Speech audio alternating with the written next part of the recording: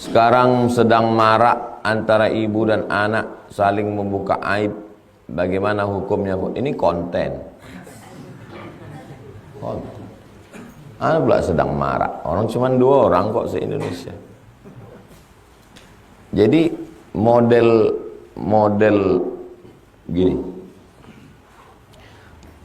Bagaimana supaya informasi sekarang antum nampak apa yang ada di hadapan antum ini sekarang nampak? Teh kan?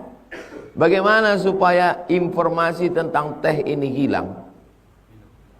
Maka naikkan ini. Masih nampak teh? Antum perhatikan di dunia medsos sekarang. Kalau sesuatu muncul tiba-tiba pas antum scroll dari pagi sampai sore, itu aja. Itu berarti ada sesuatu yang mau ditutup. Jadi tolong cerdas bermedsos. Ini konten. Apa yang mau ditutupi? Ya banyak yang mau ditutupi. Banyak yang mau ditutupi. Itu namanya kalau bahasa kampung awak intelligent oppression. Paham? Operasi intelijen.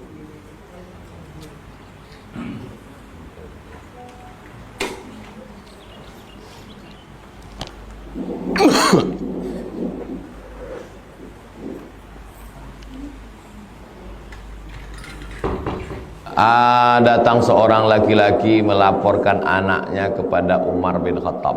Wahai Umar, tolong cambuk anak ini. Anak ini anak durhaka. Umar bin Khattab orangnya bijaksana. Ditanyanya anak ini, kenapa kau durhaka? Lalu anak ini bertanya balik kepada Umar, kami ini sebagai anak punya hak enggak terhadap orang tua kami? Kau punya hak. Apa hak kami? Pertama, mak kau baik. Yang kedua, nama kau baik. Yang ketiga, makanan kau baik. Kata anaknya, aku tiga-tiga tak baik. Makku budak hamba sahaya, perempuan yang tak baik. Nama aku pun dikasihnya nama tak baik. Dikasihnya nama anaknya Kumbang. Kumbang yang dalam kayu. Yang ketiga, makanan pun tak baik. Emak tak baik, nama tak baik, makananku pun tak baik. Apa kata Umar kepada ayahnya? Laqad aqaqtahu qabla an ya'uqqa alaik. Kau lebih dulu durhaka kepada anakmu sebelum anak kau ini durhaka sama kau. Jadi selama ini kan selalu orang nyebut anak durhaka, anak durhaka. Rupanya ada ayah durhaka dengan emak durhaka. Kenapa anak itu bisa begitu? Jadi memang banyak sekali perbuatan Allah yang kita tak paham. Orang berzina, minum khamar, mabuk, menunjukkan dirinya buat dosa mujahir. Kalau anaknya baik,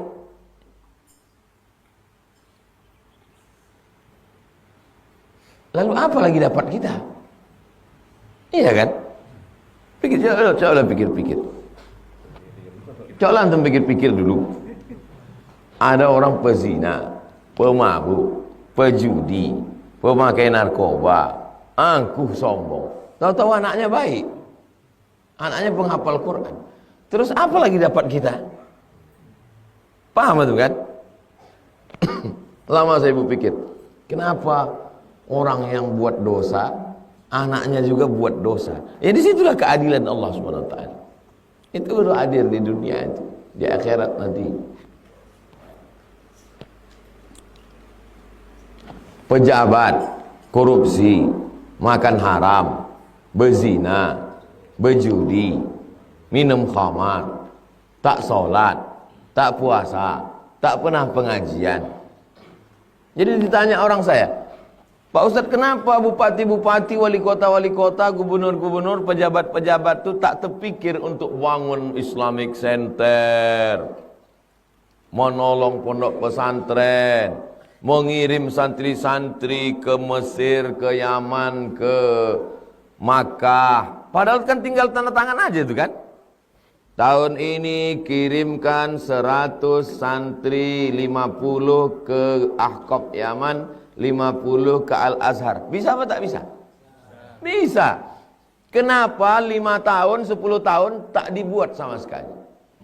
Kenapa tak terpikir di otaknya untuk berbuat baik? Lama saya berpikir, kenapa ya kok tak terpikirnya? Saya pergi ke Morowali. Morowali, Sulawesi mana itu? Sulawesi Tengah. Morowali, Sulawesi Tengah. Saya ngetes saja dari itu. Di situ ada bupati. Bupati bukan gubernur. Selama dia menjabat bupati, membantu 21 pesantren. 21. Satu pesantrennya 1 miliar tiap tahun. 1M, 1M, 1M, 1M. Mengirim, dia satu periode. Selama 5 tahun jadi bupati itu, dia mengirim 70 anak Morowali ke Yaman. Jumpa sama saya dengar ceritanya gini, saya jumpa. Betul Bapak mengasihi 1 miliar 1 pondok. Betul Pak Ustaz. Nggak ditangkap KPK, dipanggil saya. Nggak takut Bapak. Untuk apa saya takut? Orang duit negara kok, bukan untuk saya. Saya mengembalikan ke masyarakat kok. Terus waktu ditanya, apa Bapak jawab? Mencerdaskan anak bangsa, tanggung jawab negara. Terus Bapak kirim 70, iya. 70 orang Bapak kirim ke Yaman. 70 Pak Ustaz. Bisa dikirim. Lama saya terpikir, kok bupati-bupati lain tak terpikir macam Bapak? Enggak tahu saya Pak Ustaz. Rupanya setelah saya cerita-cerita, Ustaz tahu bupati yang Ustaz ngirim 70 yang 21 pondok itu ya, rumahnya pun dari kayu Pak Ustaz. Dah selesai sama dia dunia ini Pak Ustaz. Tamat pesantren dia, tamat SMA Pak Ustaz. Barulah saya paham kenapa bupati, gubernur, wali kota yang korupsi, yang makan haram, yang berjudi, yang berzina tak terpikir untuk membuat program ini. Kenapa? Karena kalau yang berjudi, yang berzina, yang korupsi, yang makan haram buat itu juga, kan masuk surga dia kan? Terus siapa yang ngisi neraka itu? Iya kan? Kalau bupati yang korupsi, yang makan haram, yang tebar pesona, yang bagi-bagi duit, yang berzina, yang makan haram, yang pakai sabu, pakai narkoba, mengirim juga 70 dan bantu pondok juga, terus dia masuk surga. Masa orang ini sama tempatnya di akhirat? Pas masuk, kau dari Morowali? Iya. Kau yang baik itu ya? Aku tak baik, masuk juga. Situlah keadilan Allah. Paham tak antum yang saya cakapkan? Itu salah satu keadilan Allah. Orang yang makan haram, nengok haram, dengar haram, pikir haram, tidak pernah di otaknya terpikir mau berbuat baik. Saya 2 periode menjabat Pak Ustadz. Kenapalah saya tak jumpa sama Ustadz ya? Tak terpikir saya mau buat ini, tak terpikir saya nolong ini. Jadi apalah kerja Bapak selama 10 tahun itu, kesana kemari, kesana kemari, kesana kemari, tiba-tiba habis saja Pak Ustaz.